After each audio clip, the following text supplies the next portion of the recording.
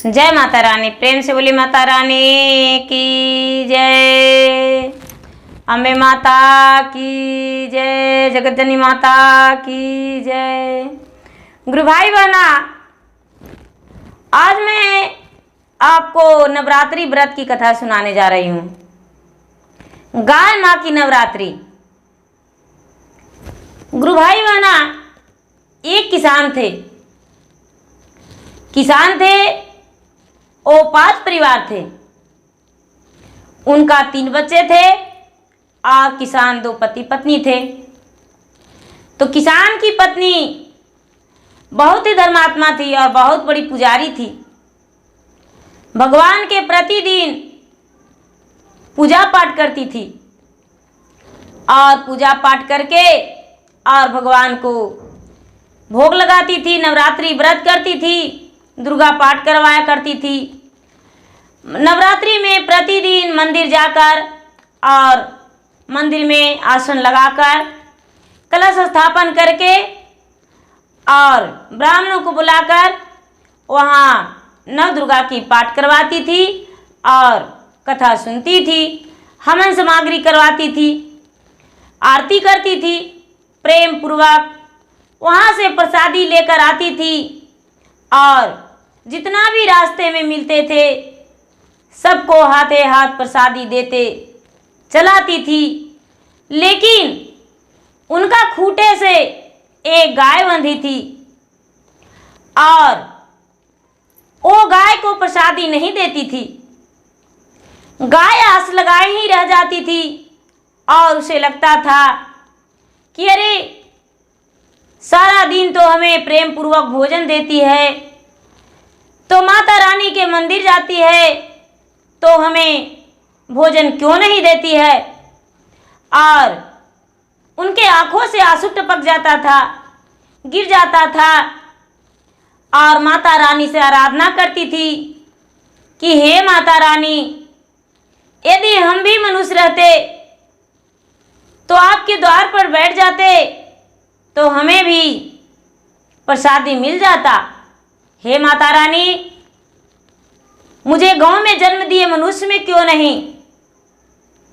गुरु भाई बहना, बेचारी गैया ऐसा ही सोच रही थी और दूसरा दिन बीत गया।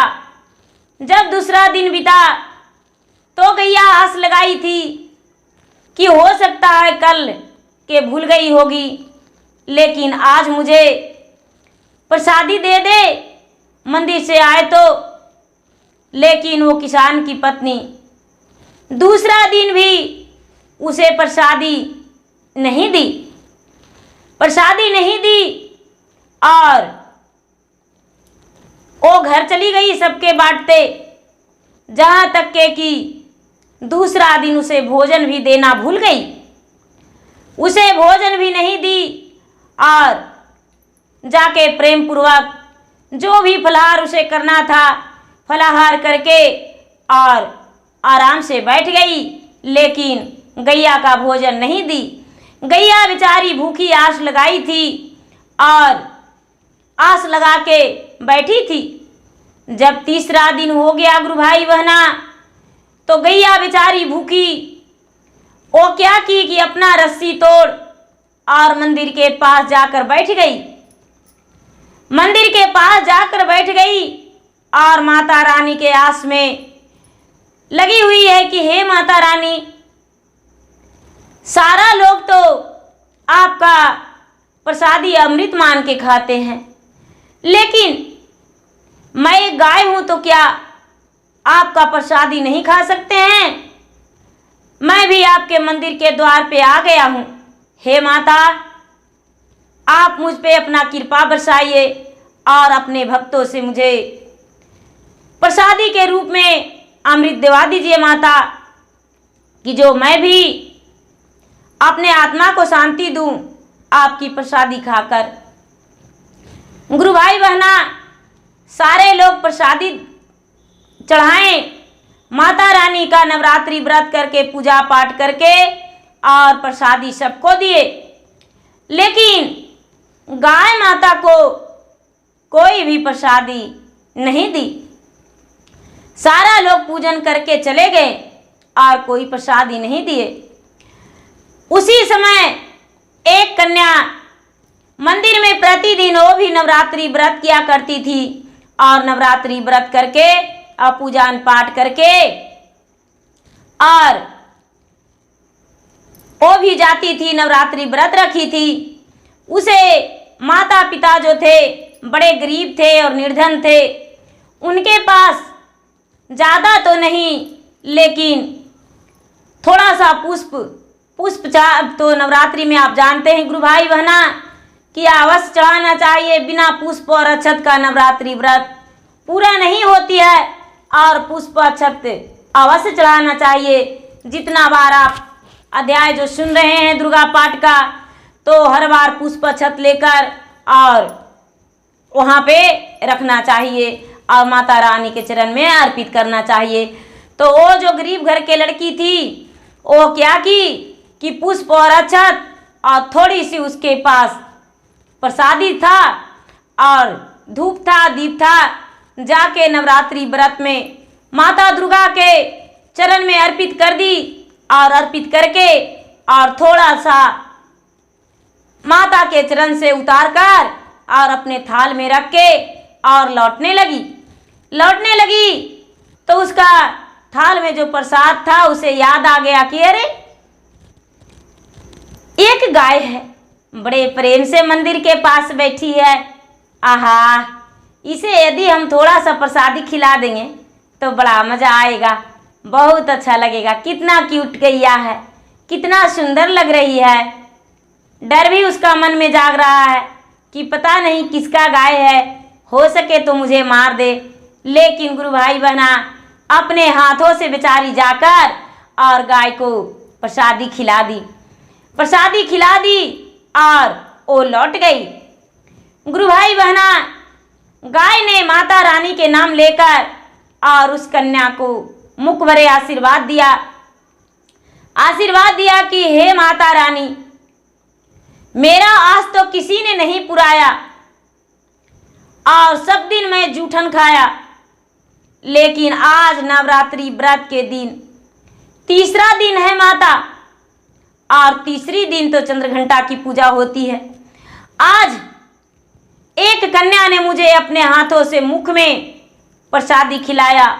जिसके घर मैं रहता हूँ वो तो दूसरा दिन हो गया है और कोई खोज मेरा पता कुछ नहीं कर रहे हैं और मैं भूखे माता के मंदिर के पास बैठा हूँ। लेकिन हे माता रानी, उनका घर में हर खुशी भर जाए और धन धान से भर जाए, उनका घर में कोई कमी नहीं रहे। गुरु भाई बहना गैया जो थी, गैया आशीर्वाद देकर और वहाँ से उठ के और जिसके घर के गैया थी उसके खूंटे पर जाकर खड़ी हो गई और जो नवरात्रि व्रत कर रहे थे वो किसान गुस्से में अपने घर से निकल गए। पत्नी नवरात्रि कर रही थी और उसका पति जो थे गुस्से में घर से बाहर आए और एक डंडे लेकर और 2-4 पकड़ के खींच दिए गैया को और बोले कि लो, इतना बेवफाई हो, तू रस्सी तोड़ के कहाँ चली गई थी?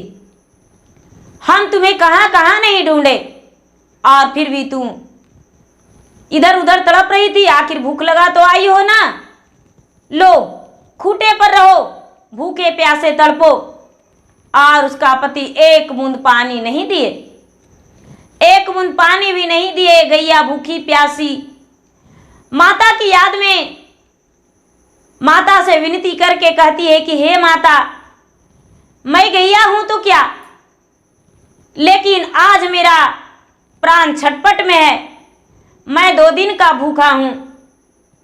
लोग कहते हैं कि जो नवरात्रि व्रत के आस में इस दुनिया से जाते हैं वो स्वर्ग को पाते हैं।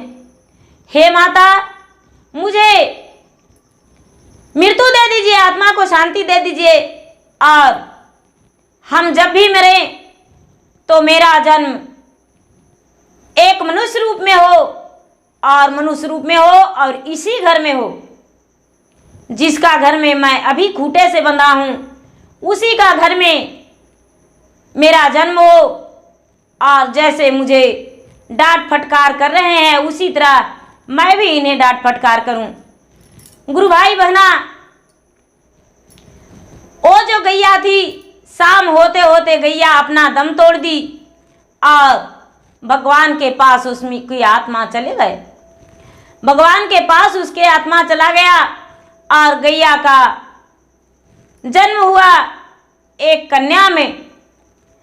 उसी किसान के पत्नी के ओद्र से 9 महीने के बाद एक कन्या रूपी उसी घर में जन्म ली, जो कि वो कन्या किसी को बात नहीं मानती थी। अपने माता को हर बात मानती थी, लेकिन पिता के कोई बात नहीं मानती थी। और ना तो पिता के आग परस के भोजन दी कभी, और ना ही अपने पिता को आज्ञा को स्वीकार करती थी। उसकी माता बड़े परेशान थे, बड़े चिंतित रहते थे कि जिनका घर जाएगी उनका घर एक कन्या कैसे रहेगी। लेकिन वो तो कन्या को ये पता नहीं था कि मैं कैसे ऐसा करता हूँ, लेकिन अपना पिता को फूटी आंखें नहीं भाती थी और पिता को देखना बिल्कुल पसंद नहीं किया करती थी।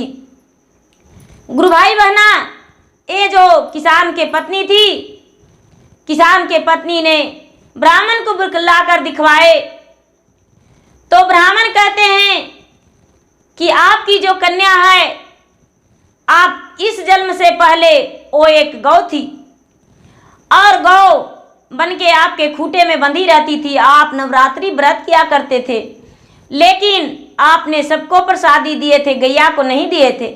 और गैया आपके मंदिर के पास चली गई थी, लेकिन वहाँ पर भी आप इसे भोजन प्रसादी नहीं दिए थे और आपके द्वार पे 2 दिन भूखी प्यासी रही।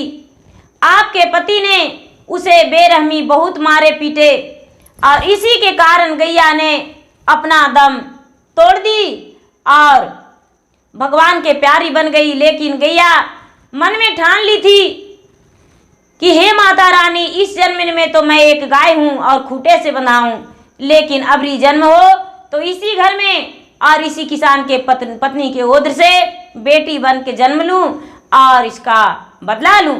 इसीलिए ये गैया जो है, गैया ही आपके घर में बेटी बन के बेटी स्वरूप कन्या स्वरूप जन्म ली है। जो बेचारी माँ थी, माँ उस दिन से बहुत ज़्यादा लाड प्यार अपने बेटी के करने लगी और जो भी बेटी कहती वो मानती। और जितना उसे दर्द दिए थे उस घर में सारा लोग उसे बहुत दर्द दिए थे। जब गाय थी तो गाय खूंटे पर बंधी रहती थी और उसे नहीं समय से खाना नहीं पानी और उसे भूखा रहना पड़ता था, तड़पना पड़ता था। तो गैया को जब अपना बदला ले ली तो 12 बरस उस कन्या को हुआ और कन्या जो थी, कन्या का मृत्यु हो गया और वो भगवान के प्यारी बन गई और माता के द्वार में वो रह गई। तो गुरुवा उसका आत्मा का शांति माता के द्वार में लगा, क्योंकि वो कन्या जब जन्म ली थी तो उसका जब से होश संभाली तो माता के चरण में पूजा किया करती थी और माता के याद किया करती थी, नवरात्रि व्रत करती थी। लेकिन जब 12 वर्ष हुआ तो उसका मृत्यु हो गया और माता रानी के चरण में वो लग गई। तो गुरु भाई बहना, गौ को कभी दुख नहीं देना चाहिए और गौ को समय समय से भोजन देना चाहिए, पानी के लिए नहीं तड़पाना चाहिए, उसे मारना नहीं चाहिए। गौ तो बेजुबान है, उसे तो जुबान नहीं है कि मांगने का कि मुझे पानी दो और भोजन दो, लेकिन उसे अपना मन से उनकी मन को बात को पढ़ के और उसे भोजन दे देना चाहिए और पानी भी दे देना चाहिए। तो गुरु भाई बहना, मेरा वीडियो अच्छा लगे तो इसे लाइक कीजिए, शेयर कीजिए, सब्सक्राइब कीजिए। धन्यवाद। जय माता रानी, जय नौ देवी।